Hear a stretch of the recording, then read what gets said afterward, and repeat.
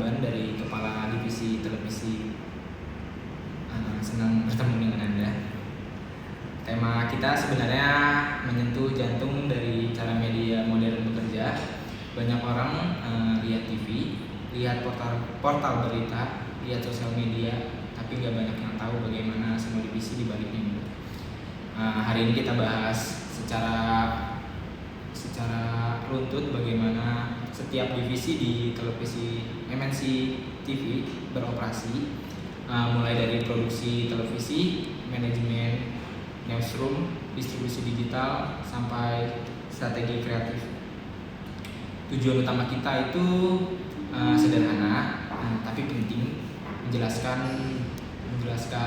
alur manajemen dan konvergensi media supaya penonton selalu dapat konten yang relevan, cepat, dan berkualitas.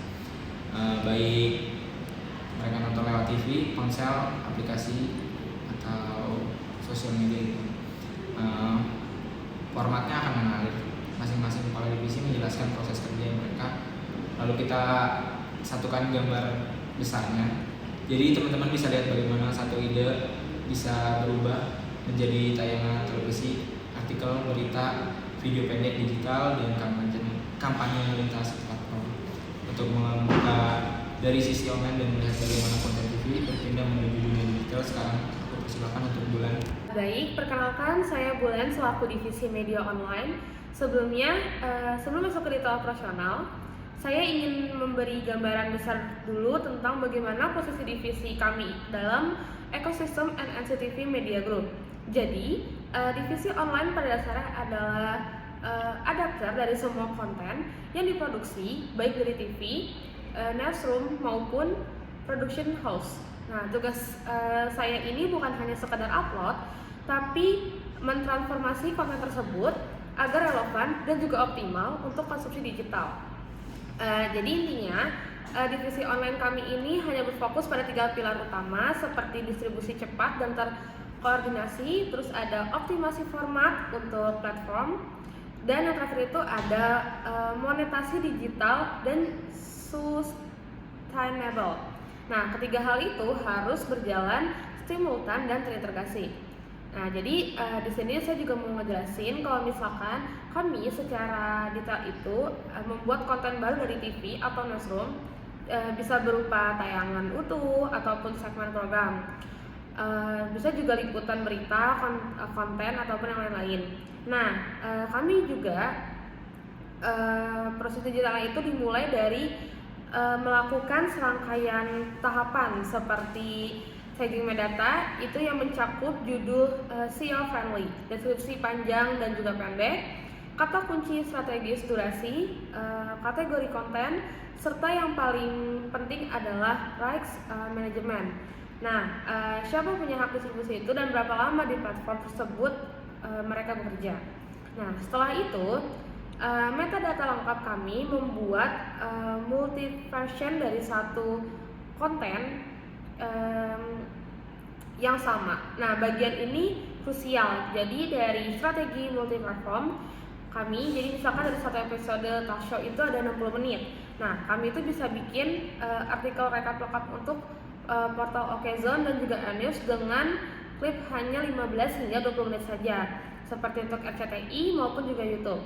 Nah, potongan seperti itu dapat membuat menarik perhatian para penonton. Jadi bentuknya seperti podcast atau Twitter dan juga Facebook, bahkan tweet atau carousel untuk LinkedIn itu jika kontennya business relate.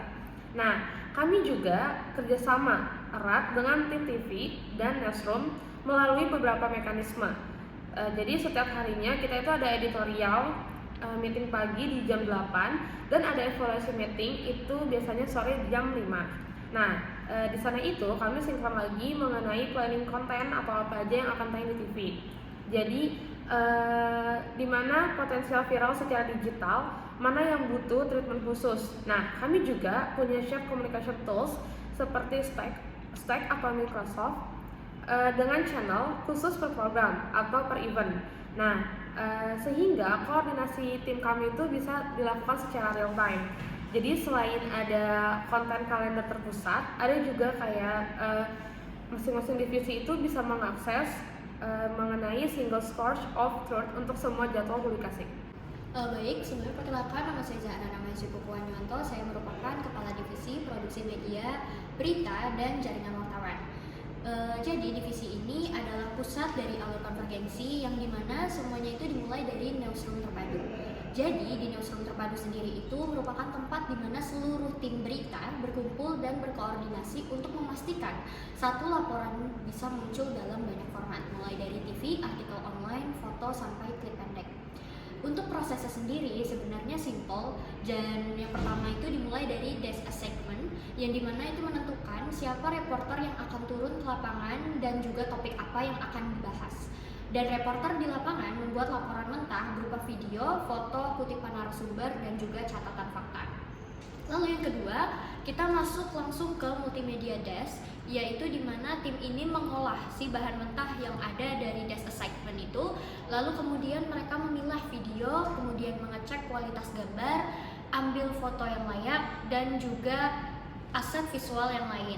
Kalau reporter mengirim dalam bentuk voice note, maka note atau rekaman itu tim multimedia akan membuat sebuah notulensi yang akan dirapikan dan disinkronisasikan. Kemudian di dalam kantor sendiri alurnya ini ada dua. Yang pertama untuk TV, ada editor TV yang dimana mereka membuat paket berita yang sesuai dengan durasi siaran. Lalu yang kedua untuk digital, ada yang namanya digital editor, di mana membuat versi artikel dari potongan sebuah klip pendek, misalnya 30 hingga 60 detik untuk portal dari media sosial. Sebelum konten dilepas, maka akan melalui proses kembali, yaitu di bagian quality control editorial, yang dimana ini merupakan salah satu bagian yang sangat krusial dan bagian yang sangat penting agar berita ini tetap akurat dan tidak melanggar etika serta hak cipta yang ada. Kemudian tim editorial juga akan membantu untuk mengecek sumber, kemudian mengecek fakta, dan cek apakah ada materi yang dibutuhkan untuk melakukan izin khusus. Kalau misalnya semuanya itu aman, kita baru akan masuk ke distribution desk, yang dimana tim ini akan menentukan kapan dan di platform apa berita itu keluar. Breaking news biasanya rilis serentak di TV dan di portal, tapi kalau berita feature atau liputan panjang sering diberi jeda untuk dipoles dulu sebelum tayang di semua platform. Secara manajemen, ada editor in charge per topik besar, kayak misalnya politik, hukum, hiburan, yang akan memastikan narasinya konsisten di semua platform. Komunikasi antar fungsi dijaga lewat newsroom CMS dan rapat singkat harian. Jadi ada juga tim legal yang akan membantu dan mengecek hak cipta yang memiliki isu privasi, terutama kalau isi liputan itu sensitif. Intinya prinsip kami sederhana, rekam sekali tapi publikasi dalam banyak bentuk, bukan asal dipakai berulang. Sekarang saya akan menjelaskan dari sisi televisi, karena televisi masih menjadi fondasi utama ekosistem dari konten kami. Divisi televisi fokus pada 3 area besar: produksi program, kualitas penyiaran, dan sinkronisasi distribusi dengan platform digital. Struktur internal kami ada 3, yaitu terutama itu ada 3, tapi bisa disebutin beberapa lagi, kayak produser eksekutif untuk mengatur visi kreatif dan editorial program, showrunner yang memimpin alur produksi harian, tim kamera dan audio yang memastikan kualitas visual dan sound layak untuk siaran broadcast, editor dan koloris yang merapikan keseluruhan tampilan final, programming scheduler yang menentukan jam tayang untuk memaksimalkan rating dan kesesuaian target audiens. Dulu tuh TV bekerja sangat linear, produksi, editing, lalu siaran, tapi dalam model konvergensi alurnya jauh lebih terintegrasi. Praproduksi sekarang harus lintas divisi. Misalnya sebelum syuting program, kami duduk bersama tim digital, kreatif, dan marketing. Kita menentukan angle yang relevan untuk TV dan bagian mana yang berpotensi dijadikan konten pendek untuk YouTube, OTT, atau media sosial. Jadi sejak awal setiap program sudah dirancang punya multi format output. Dari sisi teknis, semua aset video yang direkam itu masuk ke shared server atau cloud yang digunakan bersama oleh tim TV dan tim digital.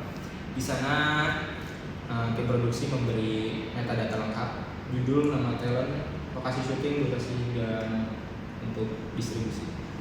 Metadata ini penting agar konten mudah ditelusuri oleh divisi lain dan tidak terjadi kesalahan tayang.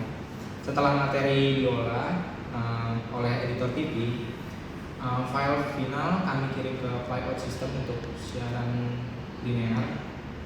Tapi prosesnya tidak berhenti di situ. Versi yang sama langsung diteruskan ke divisi online untuk dibuat adaptasi digital. Biasanya mereka butuh beberapa versi full untuk OTT, versi 30-60 detik untuk media sosial, dan kadang versi cut down untuk portal jika kontennya relevan. Hal lain yang penting adalah right and windowing management. Kami harus pastikan kapan sebuah episode boleh muncul di digital setelah tayang di TV. Ini menyangkut monetisasi. Beberapa konten perlu waktu eksklusif di TV untuk menjaga rating. Sementara konten lainnya justru butuh rilis tepat di digital untuk memanfaatkan momentum viral. Kami juga sangat bergantung pada ad operation. Tim ini mensinkronkan slot iklan TV dengan kampanye digital. Jadi satu brand bisa muncul serempak di TV, mobile atau OTT dengan narasi yang sama. Dalam sistem konvergensi, keberhasilan kampanye tidak dilihat dari rating TV saja, tapi juga di personalisasi digital.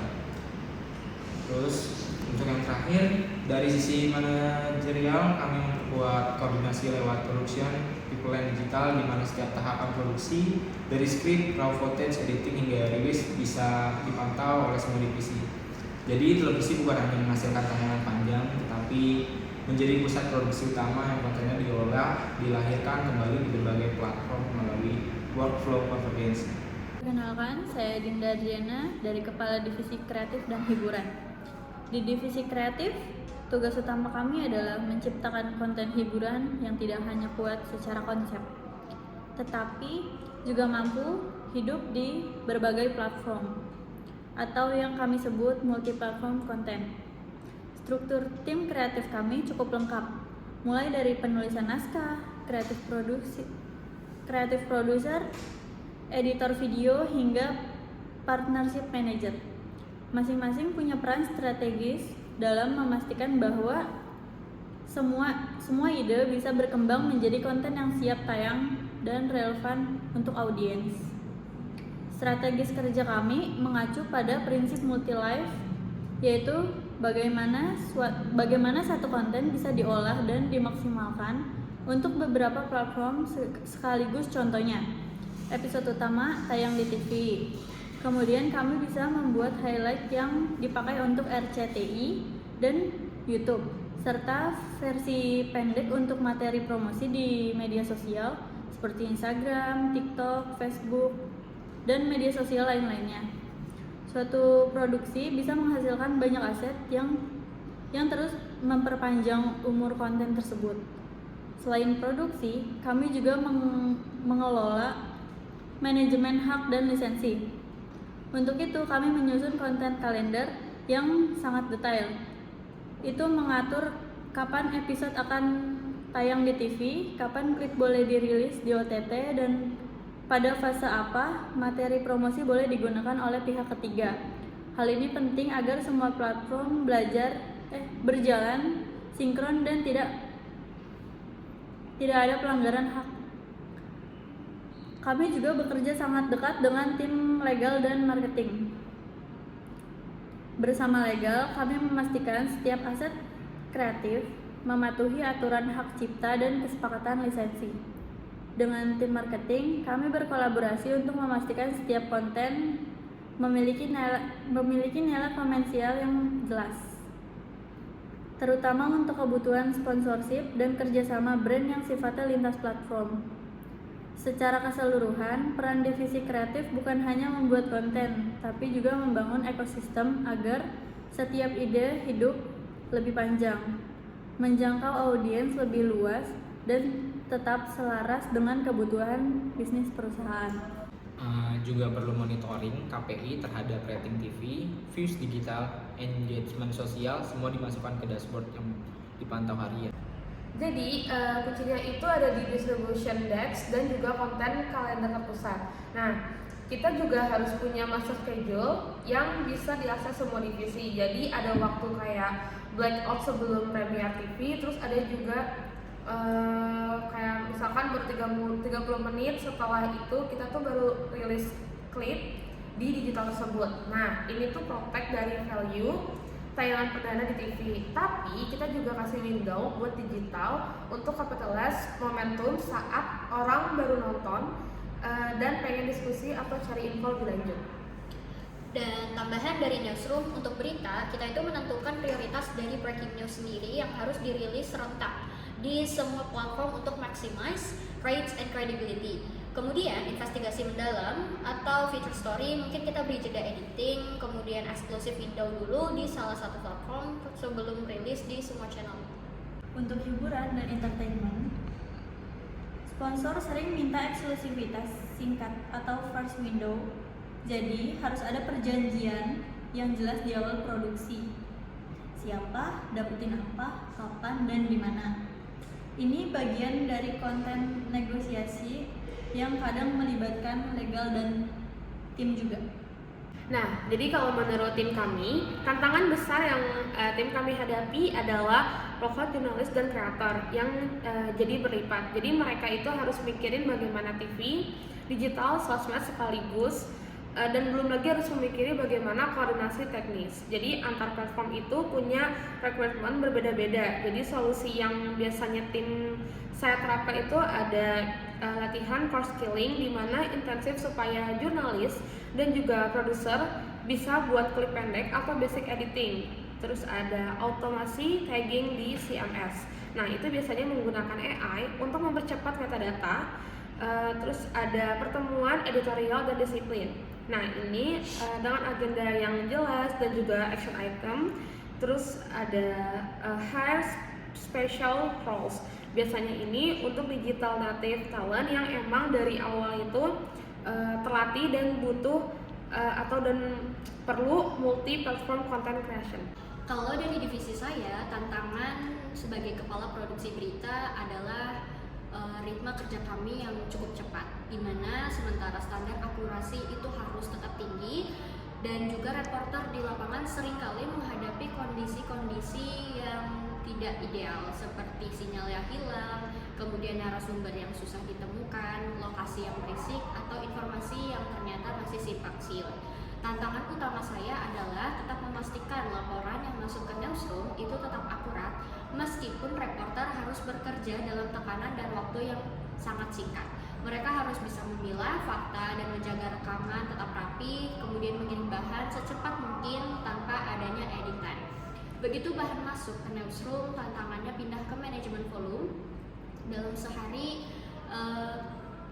bisa ada banyak liputan yang datang bersamaan. Nah, di multimedia desk ini harus memilih, memotong dan merapikan semuanya dalam waktu yang singkat. Kalau satu bahan telat, efeknya akan kena ke editor TV yang dimana editor digital sampai distribution desk. Jadi saya harus memastikan kembali keseluruhan dari divisi itu apakah sudah kelar, sudah clear atau belum.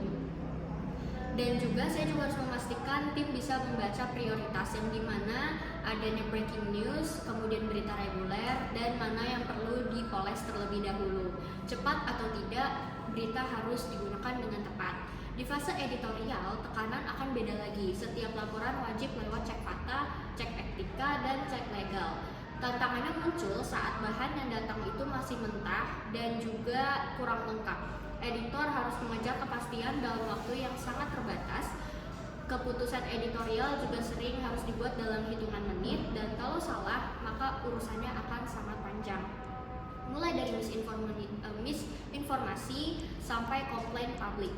Tantangan lain yang cukup kerasa adalah koordinasi lintas divisi, yang dimana TV ini biasanya mengejar tayangan yang kuat secara visual, kemudian digital yang mengejar kecepatan dan engagement, kemudian sementara newsroom mengejar akurasi. Jadi ketiga kepentingan ini mudah sekali untuk bertabrakan kalau tidak disinkronisasikan dengan baik. Jadi di sini tugas saya adalah menjaga ritmenya agar tetap stabil dan juga tetap efektif. Singkatnya, manajemen media di era konvergensi ini soal sinkronisasi. struktur, proses, dan teknologi. Newsroom terpadu adalah jantungnya. Divisi digital dan kreatif harus punya workflow yang jelas dari produksi, metadata, right sampai distribusi. Terima kasih teman-teman. Diskusi hari ini cukup selesai. Terima kasih.